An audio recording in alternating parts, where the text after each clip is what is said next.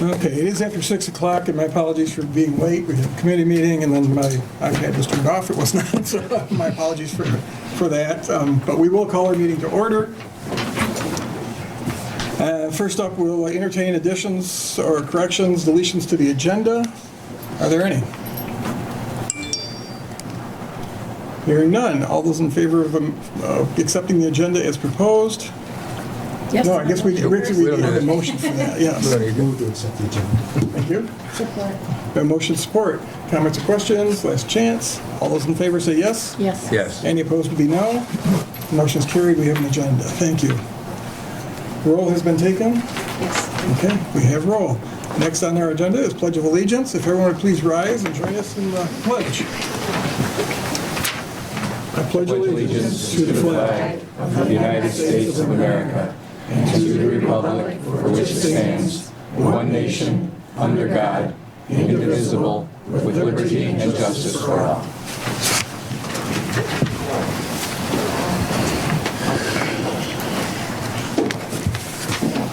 Okay, thank you. Next up, we'll entertain a motion on the February 8th, 2022 regular meeting minutes. Your pleasure? Move approval. We have a motion and support. Are there any comments or questions, corrections, additions, or deletions? Hearing none. All those in favor would be yes. Yes. Any opposed did no. And the motion is carried. Thank you. Communications. We have one. Communication from Consume Cannabis regarding an ordinance amendment request. Recommendations to receive? Your pleasure. Move to receive. Support. Okay, motion and support. Are there any comments or questions? Hearing none. All those in favor would be yes. Yes. Yes. Any opposed is no. Communication is received. Thank you. Hearings. We are to hold a public hearing at 6 p.m. or as soon thereafter as the agenda allows to consider an application for a commercial rehabilitation exemption certificate for 200 West Center from 200 West Center LLC. Excuse me. Pleasure to open a public hearing. Move to open a public hearing. Support. Got a motion support. Any additional comments or questions? Hearing none. All those in favor say yes. Yes. Yes. Any opposed is no. Okay, the hearing is open. And who's leading on this? I can lead You on gonna that. lead? Yep, sure thing. This is, as the mayor mentioned, this is for the structure located at 200 West Center Street. It's a structure located on the corner of West Center and Prospect Avenue. They've submitted their application for commercial rehabilitation district. The district itself was approved at the September 28, 2021 meeting after a public hearing. The structure in question that's requested this is a 3,000 square foot commercial structure, and to be eligible it must be found functionally obsolete, and was found functionally obsolete to adequately perform the functions of its intended use. One of the mechanical systems are inadequate for the highest and best use. The property has been vacant also since 2015. The layout and barrier-free access are inadequate for the highest and best use of the property. The interior portion of the building will need to undergo extensive renovation to accommodate the new commercial business. The total investment of this project is $300,000. The project will include total reconstruction of the interior of the building, reusing as many of the original architectural features on the outside as possible, demo some of the exterior portions, restoration, replacement exterior windows, and the installation of modern HVAC, plumbing, and electrical systems. If the application is approved, the abatement that is applied only on the newly generated investment for a period not to exceed 10 years. Okay. Any questions? Who has the comments, questions? Just a question. You said 300,000 rehab? Yes. The application, I think, says 550. Does it? I believe so. Seems like it was more than that. Okay. It's 500,000, then I apologize. Which is a good thing. That means it's more of an investment, so. Yeah. Yep. Okay. Even better building, right? Yes, right. There's a lot to be done on the inside, so. Anybody else? This is a public hearing. Would any members of the public like to comment? Okay. Hearing none, we'll entertain a motion to close the public hearing. Is that on the subject? Yes, it's just for the Rehabilitation District. Oh, sorry. She looked at me like a, Move to close the public hearing. Support. The motion support, all those in favor say yes. Yes. Any opposed would be no. Public hearing is closed. Request for purchase. Consideration of a resolution to approve the request for purchase of 200 tons of road salt at $64.91 a ton for a total of $12,982 from Detroit Salt Company. Move to adopt. Support. A motion support. Any comments or questions? Hearing none. Those in favor, you say yes. Yes. Any opposed, say no. The motion is carried. Resolutions. We are to consider a resolution to approve an application for a commercial rehabilitation exemption certificate for 200 West Center from 200 West Center LLC. Your pleasure. Move to adopt. Support. We have a motion support. Any other comments or questions? Obviously, this is what we just talked about. Okay, hearing none. All those in favor would be yes. Yes. Yes. Any opposed is no. And that motion is carried. Thank you. Thank the board for the time. Yep, thank you, and good luck with the project. Thank you, Ryan. Consideration of a resolution to approve the lease agreement between the City of Alma and Gym 247 Fitness LLC for the rental space in the State Street Plaza at 217 North State Street for a term of 3 years. Your pleasure. Move to adopt. Support. Okay, we have motion support. Any additional comments or questions? I'll just give my standard comment that I think the city should sell the property, but beyond that. Good luck. We did have motion support, so all those in favor would be yes. Yes. Yes. Any opposed would be no. And the motion is carried. You have a lease. Thank you. Moving down to reports of officers, boards, and committees. City commissioners may receive the following reports by one resolution, or any commissioner may remove any item within the section for individual discussion and vote. We have with us tonight reports from the Alma Police Department, January 2021 report, the Planning Commission draft minutes of February 7, 2022, the Downtown Development Authority draft minutes of February 10, 2022, and the interim city manager's report. Your pleasure. Police report probably should be January of 2022. I would think Oh, so. you're right. That's two I've got. Bonus for Roger. Yes. Yep. Yes, please. Yep. Yes. So with the correction and then Move to receive 1 through 3. 1 through 3, okay. Anybody else? Support. Yes, support. Okay, all those in favor say yes. Yes. Any opposed would be no. We received the 3. We'll entertain a motion for the city managers, the interim city managers report. Move to receive. support. We have motion support, okay. All right. Here, take Yes. her away. All right. Couple things. The big thing will be talk about solid waste, but just to let the board know that the Alma Transportation Department, to continue to do internal training, had to purchase some extra training materials to train new drivers. The new training materials cost just under $10,000 at $9,985, but the Transportation Department did receive an RTAP grant to pay for those. So this will allow us to continually do our internal training with Rod Sutton instead of sending off our new drivers out to transportation districts that have an internal training program, which obviously saves us money on travel, meals, and accommodations for those trainings. So appreciate to have Rob on staff to be able to do these trainings internally. Lead and water and copper. I'm going to not get into too much depth about that because we do have a presentation, but the 4 questions that are 4 questions that are there just to think about as we're going through the presentation. Think about what's coming up for us from standpoint of looking at our connections from the water mains into the homes across the city. Downtown trees. We did speak with the DDA and went over the proposal from Dr. Downton from MSU and her students at the Urban and Community Forest Department, and the DDA recommended that the commission approve that proposal from them, and to work with Dr. Doughton and her students on our downtown tree plan. And I believe that would be getting started the end of the month here, or 1st of March, with the tree inventory, and then we'll be scheduling meetings for the general public, and there'll be 2 of those. The big thing I kind of want to walk through the board tonight is our solid waste recycling program. We have been out for bid with that about a month, and we did open up bids last Wednesday on February the 9th, and we did, 16th. 9th we met with a pre-contract meeting. We did meet yesterday as a solid waste committee yesterday, and went through the 3 proposals. We did receive a proposal from Republic Services, Granger Waste Services, and GFL Environmental Inc.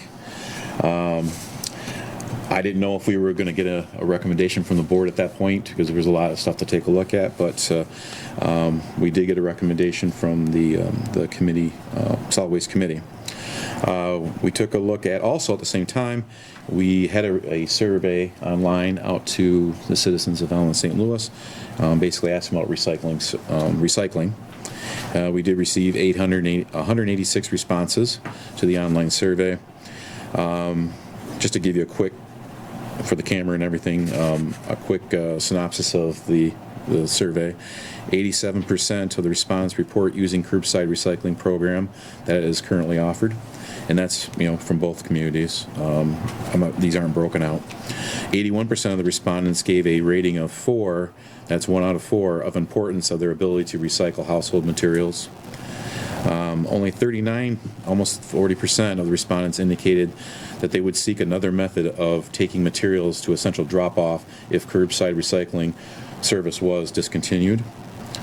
72% of the respondents indicated that they thought that once per month would be adequate for using the 96-gallon curbside cart. As we discussed here before, we're currently using 18-gallon totes picked up once a week, and so there was an option. Maybe we could do that once a month and save some dollars. Excuse me. Can I ask a question? Sure. If we had kind of mentioned before, if I happen to forget to put my recycling out, can I take it to that facility and drop it off before someone? You'll be able to, but our recommendation is the next one down here. Okay, sorry. Nope, you're fine. Nope, you're fine. Because these are gonna be major questions when we start to implement the program. So, the proposal is recycle pickup provides a 96-gallon cart for refuse and a 96-gallon cart for recycling pickup. The refuge will be once a week, and the recycling was proposed at either a monthly or bi-weekly pickup with a 96-gallon. The contract proposal also included one large item to be picked up at the curbside once a week, and that method of pickup would be determined by the contractor. Total customers, Alma has an estimated 2,477. St. Louis has 1,165. Once we took a look at the bid numbers and then those survey results that we received on the recycling, if you look, I'll go to my spreadsheet here. The first column is trash, and we had trash in municipal containers only. And if we looked at just the trash and municipal containers, the low bid would have been Republic Services. But since obviously we've had recycling services for many years, and our survey is showing that recycling is a preferred option if we have it, then our low bid went to the Granger Waste Services. With that included, the average cost to the overall solid waste authority, that means Alma and St. Louis, was $47,469.32 a month, and that's on average for over a 5-year cost of the program. Currently, City of Alma residents are paying for trash and recycling $12.15 per household. And that includes your one large item per week also. With the low bid, and this is on an average, the low bid for trash recycling per household on average of the 5-year contract, we're looking at $13.03 over that 5-year period. Scott Truman from Granger is here. At the end of this, like looking at the dollar amounts, bi-weekly and weekly and monthly with Granger was the same price. So we obviously might as well just go bi-weekly with the recycling pickup. So before we left that meeting that day, and we did have all 3 contractors at that meeting. It was a public meeting as we were discussing this to go through everything.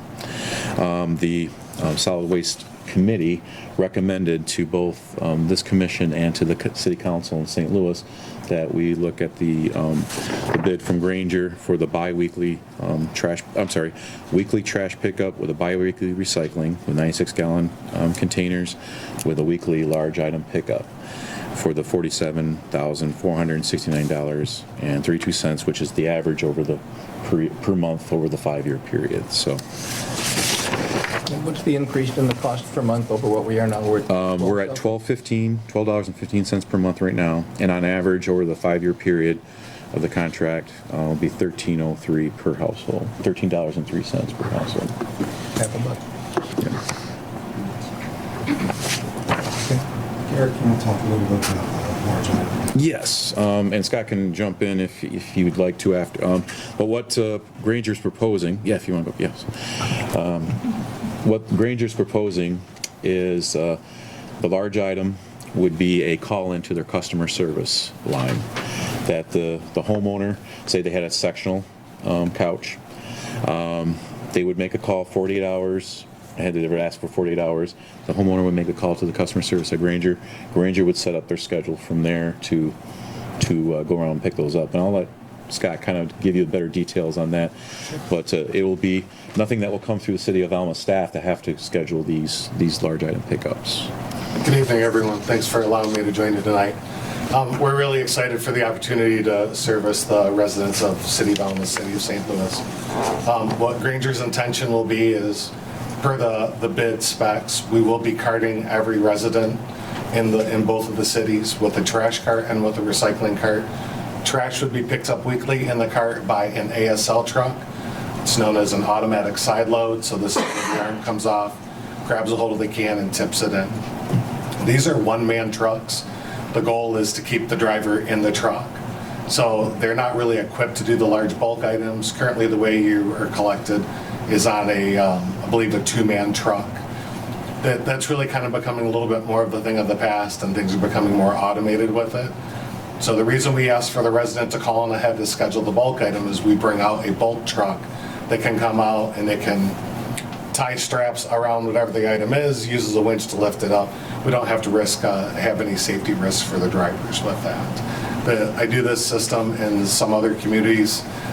Your neighbors to the south in Ithaca we started doing that this last summer. It's worked out very well with it too. It's a little bit of training to get people used to calling it in, but once you get through the first couple of weeks, it works out very well. So if I didn't know about the system, I didn't read my water bill, and we have a notice that you have to call in, and I have a couch sitting out there, if they leave me one of those nice orange stickers that we get on things, and it says you need to call in, does it sit there until the next week, correct? It would, yes, Yeah. ma'am. Okay. So what we're going to do with Granger is we're going to send out several documents to every resident. It'll let you know about cart placements, instructions, waste acceptance, recycling tips, and it will explain the terms of our agreement and how service is done. So we also create landing pages on our website for each one of the cities, so there'll be a reference point for people to go back to. We've already discussed with the Waste Authority about providing good communication pieces to them to help get out in front of conversations. We'll create a lot of that work ourselves, share it amongst each other via Facebook or whatever social media platforms we're going to use. But yes, in theory, if you missed your week, you missed it, it'll come back up the next week. I just know that question will probably come up, so I was just asking. It will, and you know, that this will be a pretty good change for the residents. Going to trash in a cart, you know, a family of 4 with a trash cart is usually sufficient on that alone. If we can really get people excited about recycling and participating with that, they're gonna have space left in their trash cart most weeks. So I'm really hoping that we have a nice, robust recycling campaign. We have good participation levels. It'll be a big change going from an 18-gallon tub to a 96-gallon cart. It's just gonna present more opportunities. So if it doesn't fit in the can, it's large item, right? Correct. Basically, okay. Yeah. Because some things aren't really that large. You know, like, so that's why I want to make sure that we have to make sure people know that. Yes, and we give some examples in the information, but basically if you can't get it in your cart, it becomes a bulk item. Okay. So. Can I answer any other questions for you this evening? Well, I know one thing comes, and I'm not sure if it should be directed at you or if it's back to Nick and Eric that served on the committee. One, I guess, suggestion that came to me, and I think we talked about it a little bit, was for the person that's maybe a single-person household that only generates one 13-gallon container or bag a week. Is there a lower cost option for them, or why or why not? Why wouldn't that work, or why are we not doing it, or is it possible to do that on like a bag tag system? Under the cart system, for how it was described to us in the committee, that it's basically a one size kind of fits all. If it's kind of like we are right now. I'm a single person. I have this much trash a week. I pay the same amount as Family of six right now. Same thing with recycling and that sort of thing. So it's kind of a one size fits all to get that price amount. Trying to break it out really does start to affect applying it across citywide. I mean, then you're going to have folks who are like, well, I want the 13-gallon, even though they're going to need a 16-gallon. Then that would change the pricing much more drastically. But it's kind of a one-size-fits-all, kind of like it is right now. It's just that you have a 96-gallon cart to fit this in. So. Well, I'm guessing the size is because your truck works with the 96-gallon. It does. Designed for that. Right, okay. Yeah, it's the same system I'm sure that we've seen in larger cities for decades now. I know how they work. I've seen them work, and it does work well. But the pricing apparently is, the way I understand it at least, explained to me. We get this good pricing because we are all doing the same thing. It's an average, cost averaging thing that. Yes. And there may be no savings at the end of the day if we were to go in individual sizing or individual containers or bag tag or whatever. Yes. So, okay. Yes. What do we do for our elderly neighbors that can't get that can down the driveway? Is there an option, or what are they doing at The option really is the cart. I do use my mother-in-law as an example, who's 67 and 90 pounds soaking wet. Yeah. The carts are designed to have a very easy tip point at the base at the bottom and lean forward. They move really easily forward for things like I'm that. just thinking of my neighbor that she has a little wheelbarrow. She takes her one little bag to the end of the driveway each week, And I recognize that those are challenges in communities. I think Erica explained it fairly well. It's really about the goods of everyone and getting everybody on the same system that works. Bag tags still require routing, whether they are put out or whether they're not put out, and so that starts to provide operational challenges to routing. It's about effectively picking up everybody's trash, and that's what we want to make sure we accomplish. That's also why the rate that we provided, really is based around those efficiencies and us being able to collect in a manner that's consistent with our target. No doubt, automated side load carts are about efficiency for the hauler. I think that it's a good safety factor for the hauler. My top 3 injuries last year, or actually in 2020, we went down in 21, but it was shoulders, backs, and legs. So knees to ankles, there's a variety of those. Those come from hand-picking bags. And I think you've heard before, hand-picking is kind of a thing of the past. It really is about going to automation, keeping drivers healthy. The workforce is changing too. Driving 20 tons of steel with a robotic arm off the side, being on your own is fairly appealing to a lot of people. So I guess probably the answer to your question is we need to be good, better neighbors, and we need to offer to go and drag that bag out. Offer my husband, yeah. There you go. I wasn't going to suggest your husband, but What about on the other side of it, though? Like if you have a family that's got a lot of kids or whatever, and they're using more than the 96, can they put an extra bag out there? Is that one thing a week? Would that be okay, or how do they do it? So this contract that we quoted was for trash within the cart. So there are no bags on the outside. But what we also agreed that we would do, that if a family is large enough and it requires additional trash, they can contract directly with Granger for an additional cart at the negotiated rate, and we will bill them directly with that. so you can get a second card if you so If you need it. need it, yep, you can get a second cart. Boy, 296 gallons is It's a lot. It's a lot. It's a lot. Yeah. And some, it's about how people adapt to recycling in this. So you're going to go from, you're literally going to have 8 times more of an option to recycle than you did before. This can have a significant impact. Can have a significant impact on landfill space as well. I don't mean to soapbox about recycling, but I meet with recycling mills on a regular basis. They are making it work, especially with cardboard and paper. They are putting that to good use. So we just need to continue to explore things as a country to find more options. That's good to hear, because that's one of the questions that does come up, and I think this community has done a pretty fair job, at least, of embracing recycling.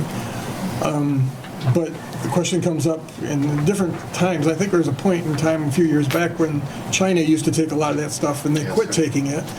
And so it was being landfilled, I believe, after the collection, after it being segregated and collected, and then being landfilled. Is that still going on, or are you finding an aftermarket for everything you're collecting? We are, and I can't speak to other haulers, but I can assure you that Granger is recycling. So what happened with China and India, so imagine they're sending ships filled with cargo, and then they're taking ships back empty. So they saw the opportunity to take it. So they were taking our scrap metal, they were taking our cardboard, they were taking whatever we could. It was really unregulated, and there wasn't a recognized value, so people were able to recycle for free. Haulers were collecting the materials and then selling it to China and India, frankly, at an inflated value of price. Without having regulation for it, the contamination levels were very high. And so I give an example. I'm gonna guess you probably do some Amazon shopping. So your outside of your Amazon box is usually it's recycled cardboard. That interior box, if it's something that's made in China or overseas, if you notice that the board is a little flaky and it falls apart kind of, so the industry term for that is Asian board. So it was subpar cardboard that was sent overseas, had contamination, they continued to try to mill it, and it put out a subpar product. Our mills don't want to take the Asian board because it messes with the pulping of the cardboard itself. So most of them won't even accept it. When I started, the value of a ton of cardboard was $150. 12 months later, it was $30. So this last month, it is back up to, I want to say it was $160. It hit a spike over the pandemic as we were using even more cardboard. It got as high as $220, and now it's on its way back down. We hope it's regulating itself. We do not operate cardboard at a profit. We operate cardboard at a break even. We provide it because it's something that is desired by our customers, and we want to take care of that. How about newspapers and magazines? Recycle? Yep. Newspaper is the second best value after cardboard. Plastic trickles far down the list unless it's milk jugs, which is specific HDPE. That has a high value but difficult to sort. That pays $400 a ton, but it takes a lot of milk jugs to make a ton. Glass has literally no value. We have to pay to have glass removed that we collect. It costs us about $20 a ton to tell you what it costs, but that's a loss leader. It's a cost to remove it, and there's a cost to process. So there is a new MRF, multiple recycling facility that was built in Lansing by a company called Intera. We partnered with them, and that's where we take our single stream recycling to. Good to know that we can put newspaper back. Yeah, and we're gonna send documentation, some flyers. Here are the things that you can recycle. Watch out for contamination. Good, thank you. You're welcome. And then Thank you.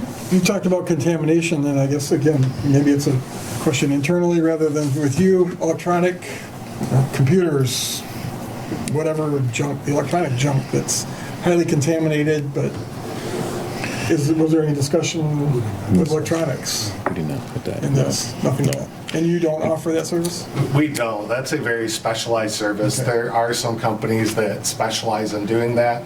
I've worked with communities where they do recycling events and they have a third-party company come in to recycle electronics. I'd be happy to help to discuss that with both cities and put you in contact with the right people so that you could hold some of those events. We actually have one in town, I think, Padnos used to do it. And Yeah, Padnos, I know that's a great place for it. Yeah, It cost me $100 to get rid of some stuff like a year or so ago, I guess it was, but they do take it, but you have to pay them to get rid of it. But it's better than landfilling it, certainly, for the environment. and Right. everything There are else. some values in it, but it's the process of it. I read an article some time ago that in the future, landfills will become treasures because they'll be digging through and they'll look for specific little components off of TVs from the 70s and things from our cell phones from 20 years ago. And today's cell phones, there are precious metals in those that will have a high value in the future. Okay, thank you. Anybody else have questions? Thank you. All right, thank you very much. Thank you. Appreciate it. Excited to get started. We have a motion on the table to accept his report. There is no motion as far as We just the haven't, contract. we just haven't voted on that. We haven't voted on accepting his report at this Right. point, yes. Right. So are there any other comments or questions for Eric at this point? Okay, with that, all those in favor of accepting the report, be a yes? Yes. Any opposed, would be no? We accept the report, thank you very much. Or receive the report, I guess it was. So, Well, we'd like to just have a recommendation to accept the Granger bid or to give to the Gresham Solid Waste Authority. do we need to do that tonight? I mean, we just saw the spreadsheet this afternoon, I think. At least that's the first time I saw it. Yep, that's where we just got it yesterday. Some time to Just got it digest it. yesterday. I don't doubt anything. Preference for doing it tonight would be so they can order the parts. Okay. Yeah. The timeline is that tight? There's an Yeah. 8-week. Yeah. Okay. Yeah, we just got, just had this meeting. Yeah. That's, Okay, so it sounds like the committee would like a recommend, or a We're motion move tonight to, to amend the accept the- agenda the- first, I think. first we gotta, we've accepted Eric's. Oh, Right. we accepted his report, yes, we did that, we Yeah. voted on that. yeah. So if you move to accept the bid, We recommend to the authority actually is the body accepting the bid. Okay. We recommend the authority accept the bid. Okay, so the recommendation on the table is that Support. Vote for Eric's. We we did. voted for his Yeah. report, yes, to receive it. Support Nick's. Okay, so the motion on the table is for the city commission to recommend to the authority to accept the bid from Granger for trash, recycling, and municipal containers, I think that was Yes, the municipal third containers, piece of yes. that. Yep. Okay. Which is what I had some questions about, but we'll deal with that later. Okay, everybody understand the motion, I guess, at this point? You have questions, or? No, I was just Okay. gonna move to approve the motion. Okay, so, So we empower the authority to The make the authority is the one decision. that actually works the Okay. contracts. Got it. Yeah, St. Louis City Council is meeting tomorrow morning. Yep. So, yeah. Okay. okay. So all those in favor would be yes? Yes. Yes. Yes. Any opposed would be no? We've made the recommendation. Thank you. Okay, thank you for the information. Okay, moving on to appointments. Consideration of a resolution to make the following appointments to the Board of Review for one-year terms beginning January 1st, 2022. It is Ted Godfrey, David Justin, and Heather Thurin. Pleasure. Move to adopt. Support. Motion support. Any comments or questions? Hearing none. All those in favor say yes. Yes. Yes. Any opposed say no. We have 3 appointments. Thank you to all 3 individuals for serving on that board. That's important work. Unfinished business. We have consideration of the February 10th, 2022 recommendation from the Alma Downtown Development Authority to accept a proposal from Dr. Asia Downton, MSU Forest of the MSU Forestry Department, and her urban forestry class for an evaluation of downtown trees and development of a plan for replacement and maintenance, including reimbursement of expenses not to exceed $2,500. Your pleasure. Move to approve. Support. Got a motion and support. Comments or questions? Just one comment I'd like to make. Congratulations to the DDA. I think, it's roughly, a $7,500 savings from before, plus we're giving students the opportunity to get some real-life resume building experience. So great deal. So, Here. all those in favor say yes. Yes. Yes. Any opposed, no. Motion is carried. It is approved. Thank you. New business, Public Services Department presentation and overview of Michigan's lead and copper rule and Alma's timeline for meeting compliance requirements.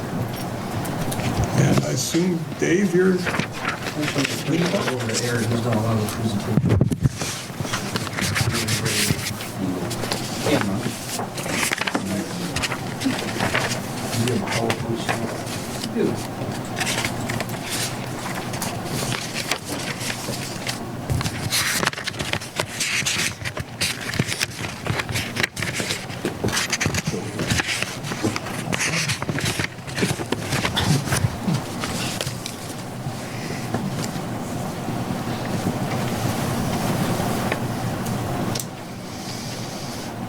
Good evening.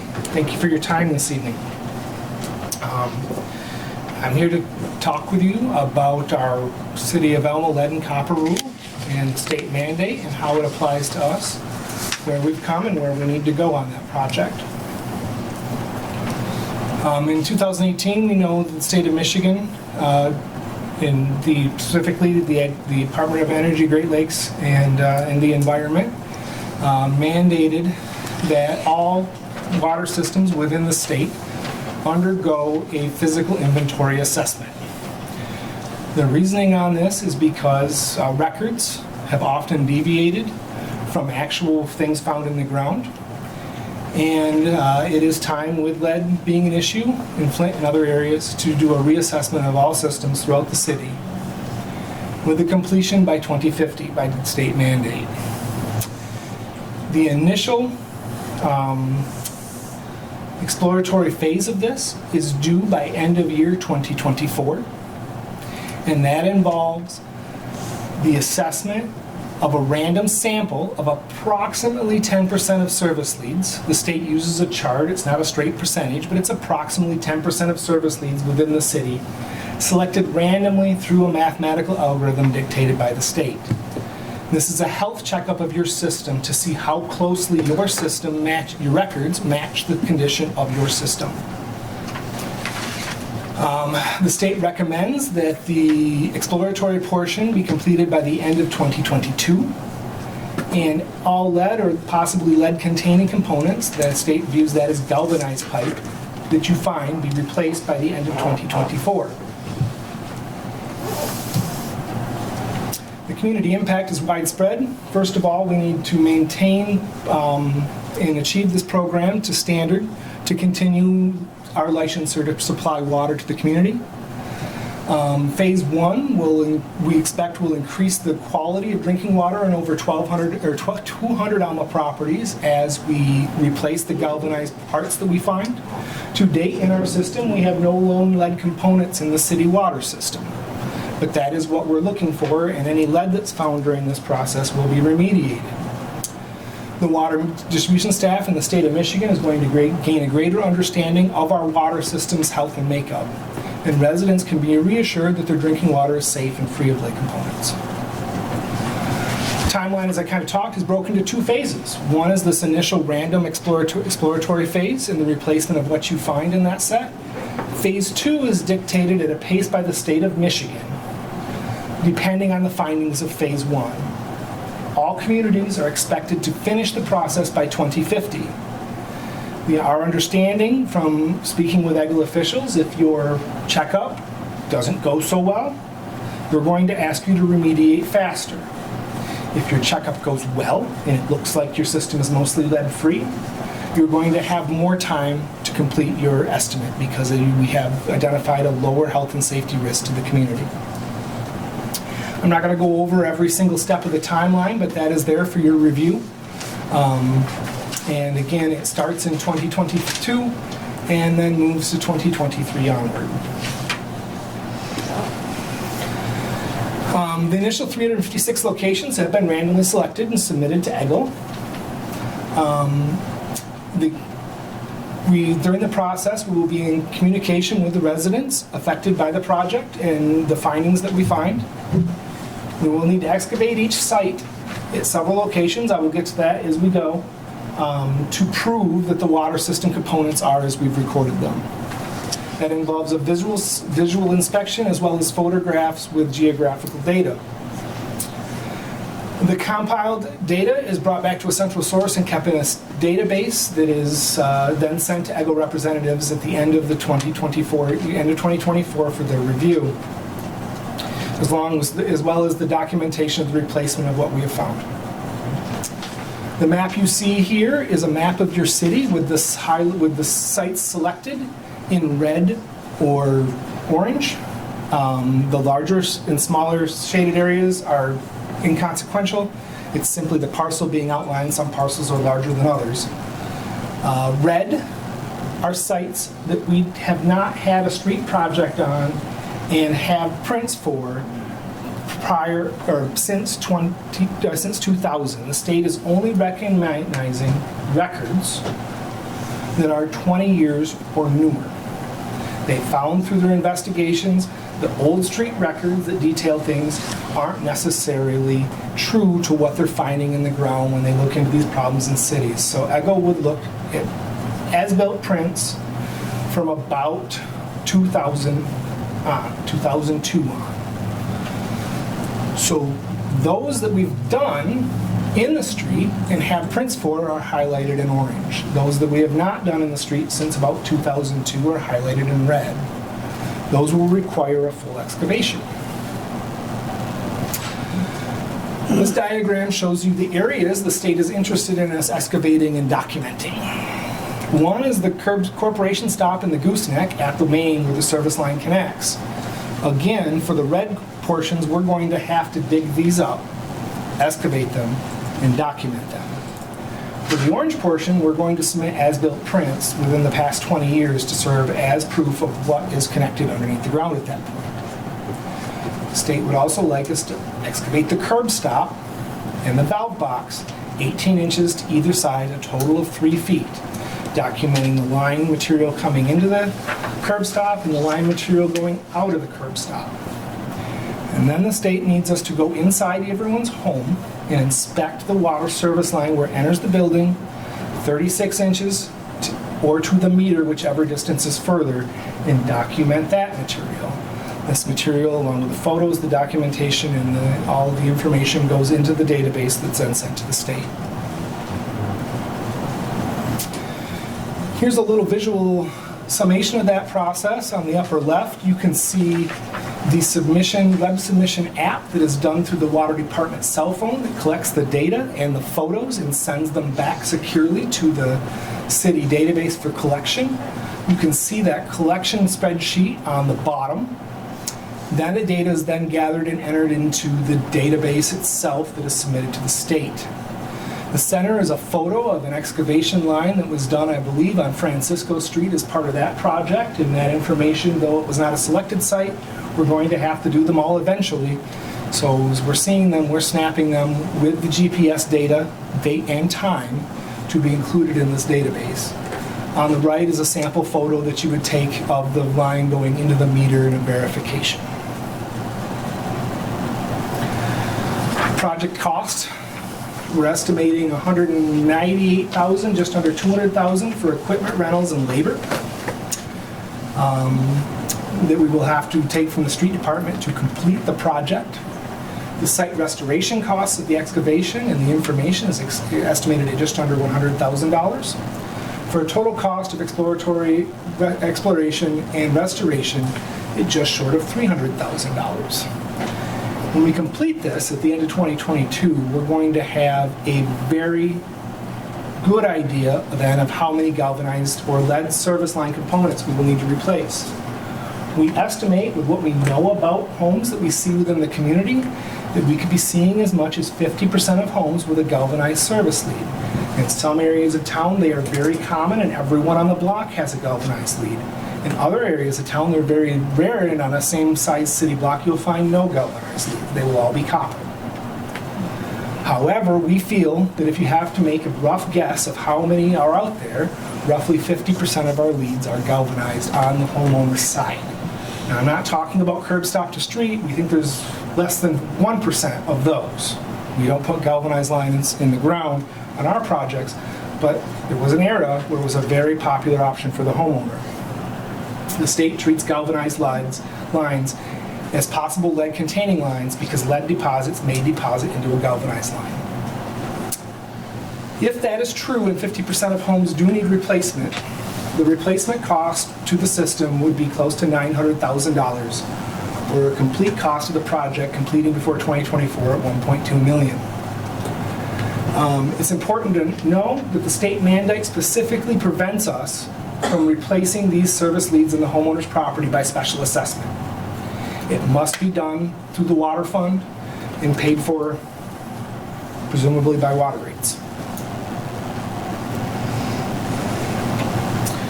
We have a couple options for phase one of the project, the $1.2 million. The federal government has produced specific language within the SLF-RF funds, those are the COVID recovery funds diverse to Gratiot County, that qualify lead and copper remediation projects and the DSMI exploration project for those funds. If awarded those funds with a presentation with from the county, that will allow us to complete the project on time and funded without additional debt burden directly to the resident. You can also go to state SRF funds, just as I talked about in the wastewater presentation, and you can take out a 30-year loan at 2.125%. We can get a 30-year loan in this case because their pipes were burying underground and the expected life of the pipe will exceed the life of the loan. And that will increase your debt obligation and would increase monthly service fees and ready to serve on the water side by approximately $1.50. But that is only phase one. The entire project by the end of 2050 is estimated in the area of $10.2 million total. That is a different animal, and we will have to search for additional funds. If that is state SRF funds, that would increase your ready-to-serve fee by another $14, or a little under $16 overall. But those funds that side of the project starts after 2025. That's the leg from 2025 to 2050. It is our hope that we may have additional funding options open up in the next couple of years. We may not. The state SRF fund will be there if we need to utilize it. But again, the debt obligation of borrowing to do this would cost $14 additional over the $1.50. Statewide, as a fun fact, the lead and copper remediation statewide is about $37 billion for all municipalities within the state mandated by 2050. Considering all the facts we talked about, staff really feels that it is in our best interest to present to the county for $1.2 million to cover the phase one process. If we have fewer than 50% galvanized lines and there's additional monies left over, that money would immediately go to phase two. If denied by the county, I think you would really have to seriously think about applying to state SRF to cover the money to get you through the first leg of the process. But again, as we talked about in the wastewater presentation, application for SRF funds requires 18 to 24 months for completion. So under that, we wouldn't really be able to get our funding intact to begin the heavy lifting of this project until 2024. And the state does suggest that we complete the exploration phase by the end of 2022 to stay on schedule for remediation completion by 2024. I welcome your questions. I do have a question. for you. Sure. You're excavating. Recently read an article where they can check for lead through current resistance, running Yes. the current there. So you don't necessarily, I don't know that you necessarily have to excavate it that much, which would save you time and money. State of Michigan is looking into that as of the last information I knew a few months ago.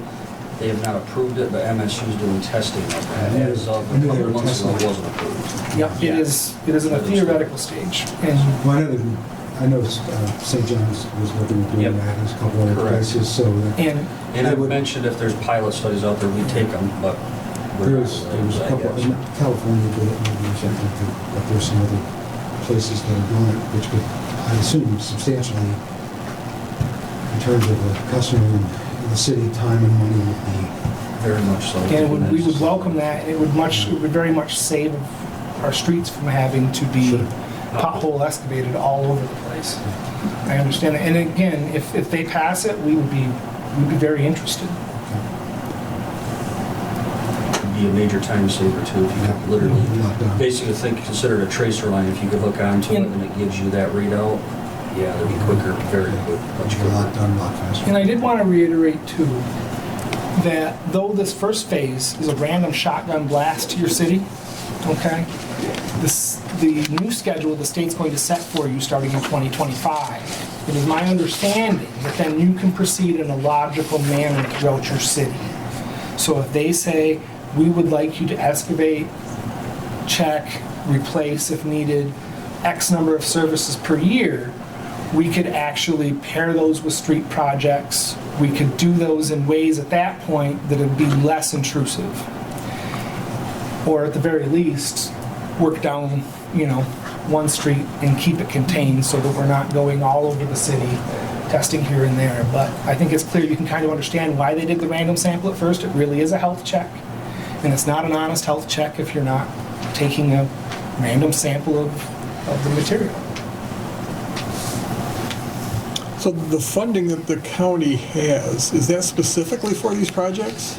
That is not true. That's just COVID money. It's available for a variety of projects, but in January, the Fed specifically released revised language saying this qualifies. And how much money does the county have? Do we know? They began with $6 million. I do not know what they're currently holding. And that's the money we got, a couple $100,000 for that project on State Street. Yep, St. We did Louis. for the hotel, St. right? Louis, yes. St. Louis and Ithaca have applied and received money for this type of a program in their communities. I believe Ithaca was at 500, and St. Louis was at 700. I can't speak for St. Louis, I think I know asked for 500,000. Yeah, We're they got about triple the size Yeah. coverage area that we Yeah. look at. That's when we proportion it, it's what we would consider asking for, because that is going to be a big question, is why did Ithaca ask for this, why did St. Louis ask for that, why is Alma asking for so much more? We have about triple the size of Ithaca's water service, just to give an example. St. Louis probably close to that, the rest of the area.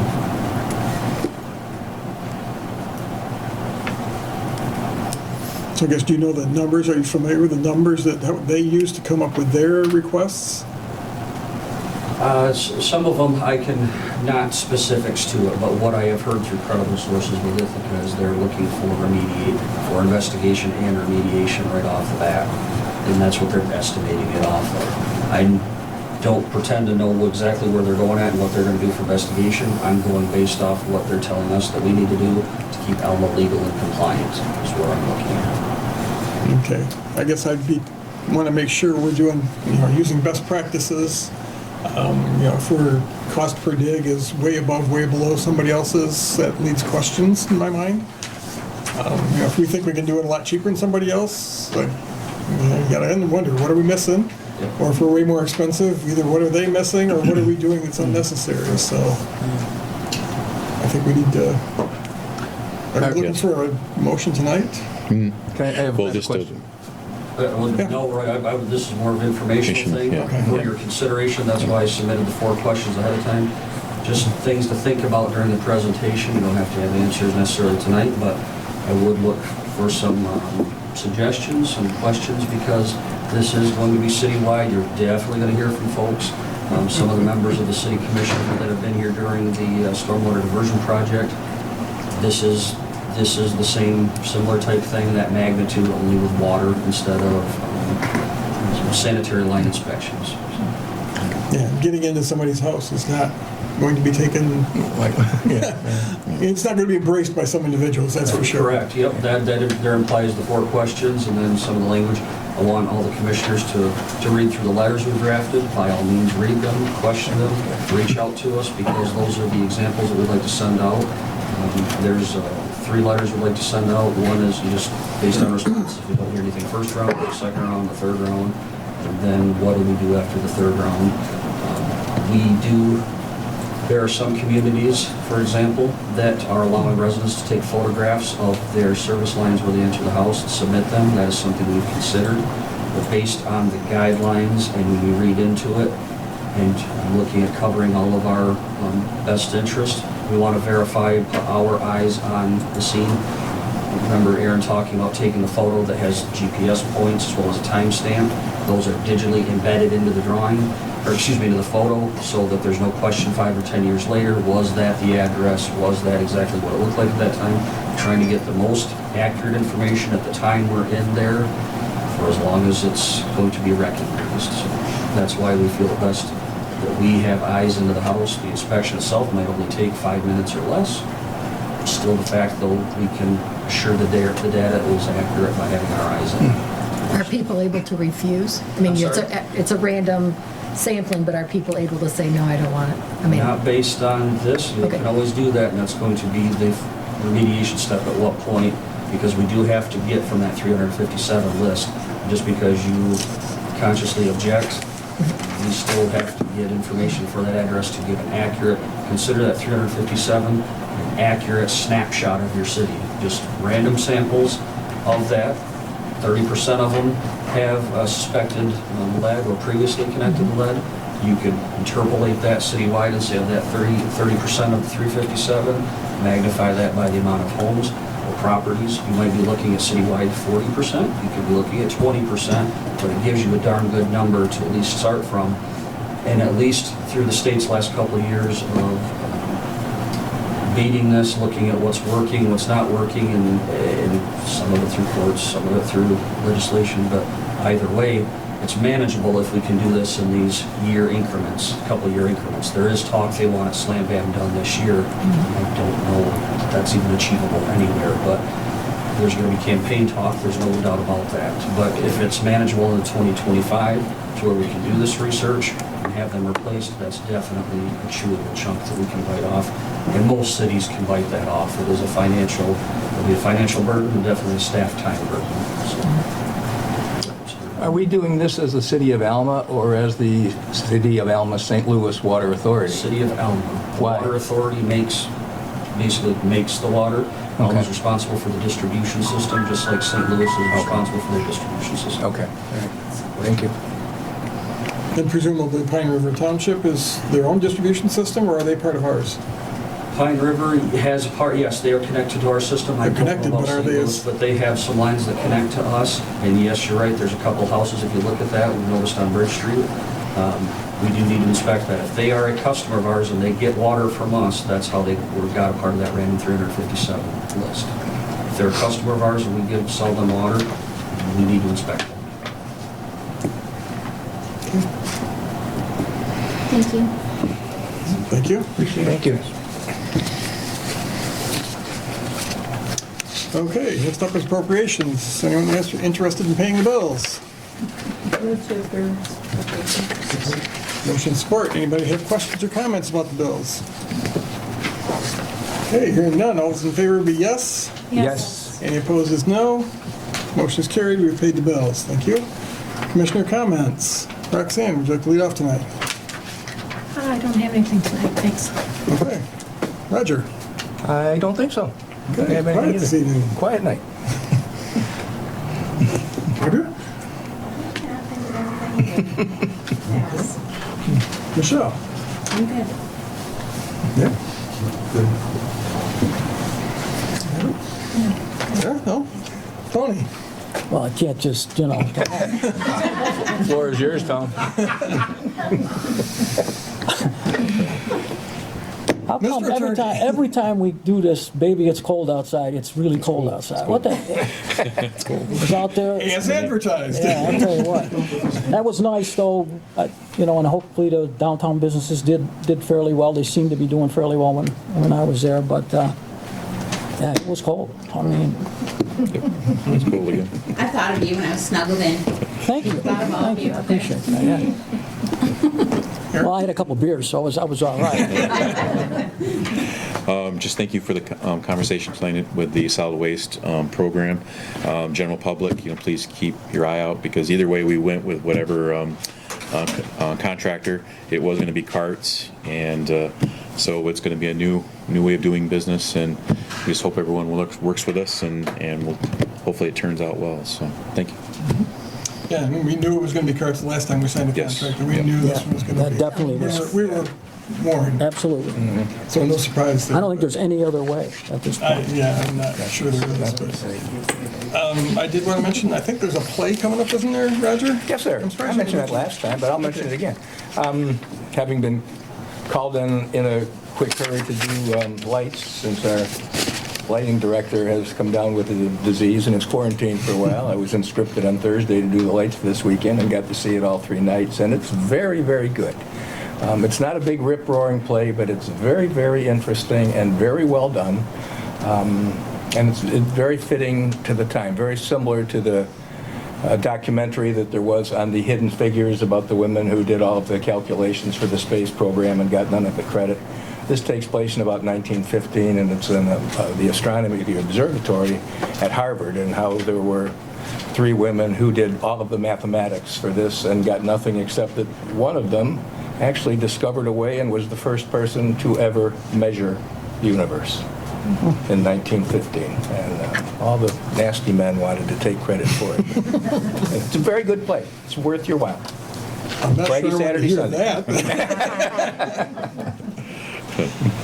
Okay, thank you, Roger. Appreciate that. welcome. And then I want to mention United Way event is coming up, Dance United. So if you haven't got your tickets for that yet, I think they're available online, or you can call United Way office, I'm sure. They can find some tickets for you.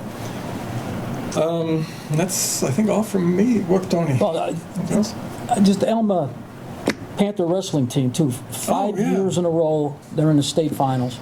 And St. Louis, too. St. Louis, first time in a long time in the state finals. But for Coach Minyard and the Alma Panthers, it's 5 in a row, and it's the first time. They've never done it before he got here. And it's 5 years in a row, and they got a shot. Impressive. Apparently. Yeah. So, Yeah. down in Kalamazoo. Thank you for catching that. Okay, with that, we'll open it up to comments from the members of the public. If you'd like to address the commission, please go to the podium, provide your name and address, and you have up to 5 minutes to share your thoughts with the commission. I'll go. My name is Andrew Bear, City of Alma. I just want to say thank you to the entire commission for everything that you do for Alma. The city has greatly benefited from your service through the years. I think that's something I didn't pay much attention to before this year and kind of took for granted. I don't take the work of this commission for granted anymore. I just want to thank all of you for everything that you do in serving the city. Sincerely, thank you. Thank you.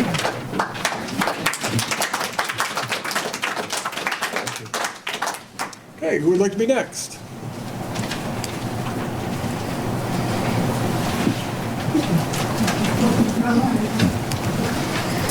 Mary Ann Evans Justin, City of Alma. And I want to echo what Drew just said in thanking you for serving our city with dignity and grace. Thank you for withstanding some harassment and bullying with dignity and grace. And thank you for your perseverance under threats of resignation or being sued. And thank you for making tough decisions under this kind of duress, for studying the issues that you demonstrated that so well tonight. and for reaching sound decisions. Thank you for your service.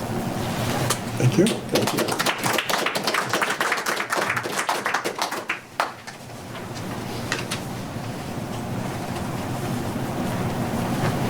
Nancy Thal, I'm from City of Alma.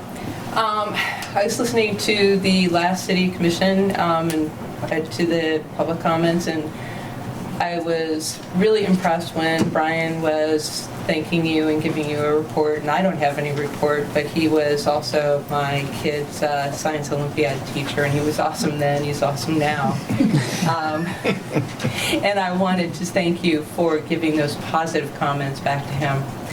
And I've been watching a lot of City Commission meetings lately and have learned so much about what you're doing, and wanted to reflect on the fact that just about everything you do has to do with providing community stability and providing the foundations of community development and economic development, including those issues that I'm hearing today about the waste management.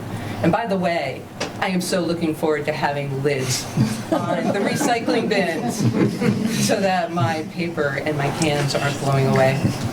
So thank you for that. And also learning so much about the different elements of issues that are going on and the budgeting that has to go on behind that, like the lead right now. You know, it's just like, I'm so geeked out by that. So thank you for... I'm motivated to listen and learn more, and I can't believe how much you guys have to educate yourself and the staff that goes on behind that supports you all. Thank you. Thank you.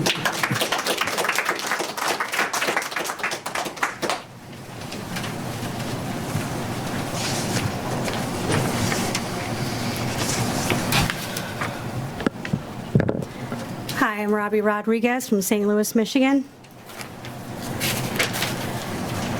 Kind of wanted to reiterate on the bullying thing and the harassment thing. I know it is being referred to, and the only thing we've ever asked is that the law is followed. And harassment, I had pictures put on me that were edited to the point where they were calling me names. They were, it was very, very insulting pictures from the rezone group, the people who wanted it. And yeah, and also Don Ayers dealt with tons of harassment, by the way, just because he wanted to follow the law and he did not feel like there was resolution on the Warwick conditional rezone. So that's pretty hypocritical. The only thing we've ever asked is that the law was followed. So also a thing on the whole water situation, I just want to say I also think you should probably ask the citizens of Alma before you charge them to excavate pipelines in their property.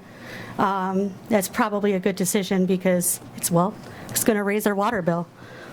So anyways, February 8th, my team and I, we came in and we served a notice to Roxanne Harrington, Roger Allman, Greg Mapes, Nicholas Piccolo, and Audra Stahl.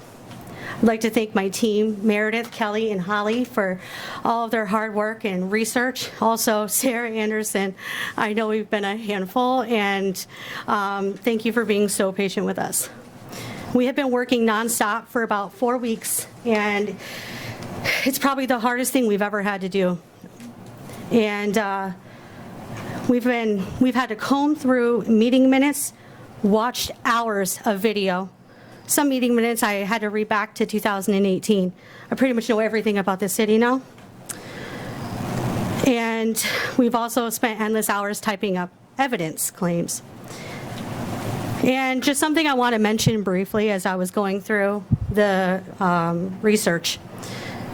Last year alone, over 450,000 of these unaccompanied minors went missing, and that was after they were given to a sponsor. Upon contact from places like Bethany Christian Services, where were they? Couldn't be found. Or their sponsor had no idea where they went. What are you guys enabling?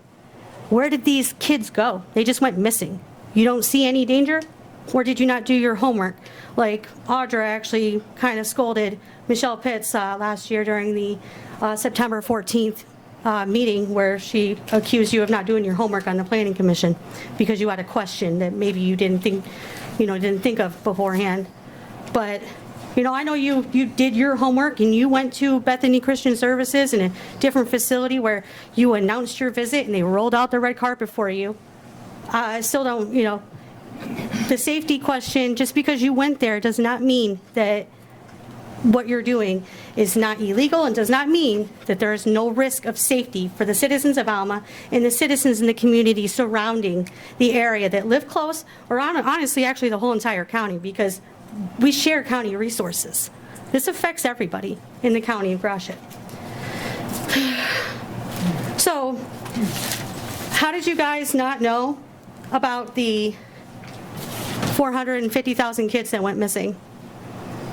Is this not a red flag? Where did they go? Did you guys try to even research contacting these kids after they left the resettlement homes? I think that's a really big deal, because if they're disappearing, there's something really wrong going on, and that means you guys are enabling dangerous activity. Excuse me, talking too fast. So with that, you guys have participated and are enabling something dangerous. You have broken many laws. We have almost 20 pages of evidence each for Roxanne Harrington, Roger Allman, Greg Mapes, Nicholas Piccolo, and Audra Stahl. We ask that you guys, upon February 8th, we ask that you guys resigned from receiving our notice, or after receiving our notice within 7 days, and you did not. So we filed our claims last night against your surety bonds. Now, this is not a lawsuit, for those who are really confused about this, for the amount of $1 million for many violations, which I'm sure you guys probably got them today and are combing through the many pages. I did a lot of, I made sure that the bonding agent doesn't have to do too much homework on their own. I copy and pasted, I sent links, video, you name it. I made sure they had it all. Robbie, if you could please wind it up, your time is up. When you guys mess with our community safety, when you mess with our rights and you break the laws, we're going to come after your bonds. And there's going to be more people. Once they see what's happening, more than one person can file a claim against your bonds. It doesn't just take one person each. So that's what's going to be happening here in the future.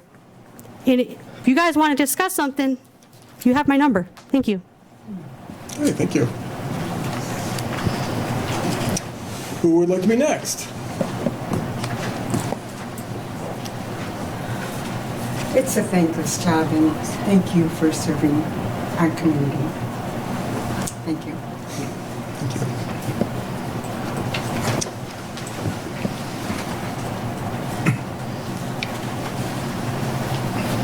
I'm Katrina Peckage-Bundy, City of Alma.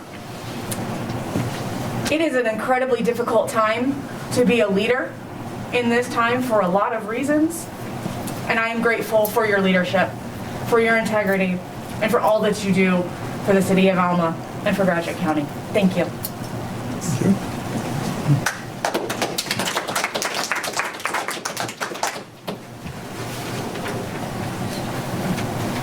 Hello, Stephanie Slaughter, also from the City of Alma. And I also would like to thank you. Thank you for running for office. Thank you for keeping the interests of the community at the center. Thank you for doing the background work that you do. Thank you for putting yourselves out for scrutiny for your decisions, for willing to be here in public, for looking to our city attorney to check on the legality of your decisions, for doing due diligence. Thank you for serving. Thank you.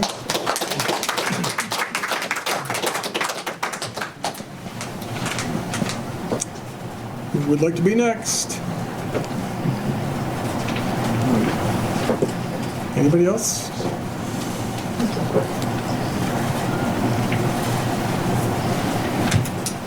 I'm Dawn Daniels, City of Alma, and I don't have prepared remarks. I just want to say real quick, just to echo the thank yous that have been expressed to you already this evening, but I just wanted to say real quick that 2 years ago, last month, I was in a transition, trying to decide what I was going to do with the rest of my life, whether I was going to stay here in the City of Alma or become a migrant.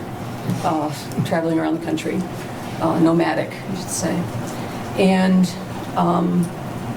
an opportunity fell into my lap to open a small business, and I chose, instead of being nomadic, to be the most rooted I could possibly be, which is not a bad thing, except when the whole issue of the rezoning of the Warwick Center came up.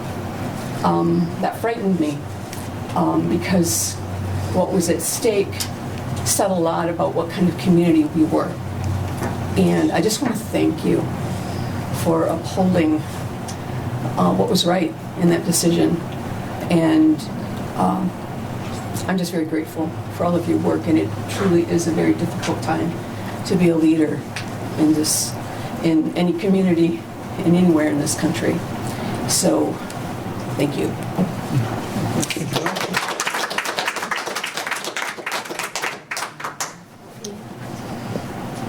Who would like to be next?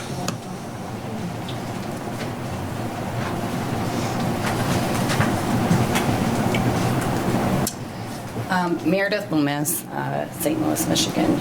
I just kind of want to reiterate, for anyone who missed it, the July 12th hearing, there was an overwhelming support to deny this from many, many members of the community. And I just want to specifically state your expectations of your citizens is to follow law, follow Constitution, and I think what brought us to this point, and maybe there's the angst in there, is because now the citizens are holding you accountable and holding you up to uphold the Constitution. That's all I really got to say about that. Thank you. Who would like to be next? One more time. Anybody want to be next? Last chance. Going, gone. Okay. With that, we'll entertain a motion to adjourn our meeting tonight. So moved. Motion support and last chance for comments or questions. Hearing none. All those in favor vote yes. Yes. Any opposed, no. We are adjourned. Thank you very much. Appreciate everybody coming tonight. Thank you. Have a safe drive home.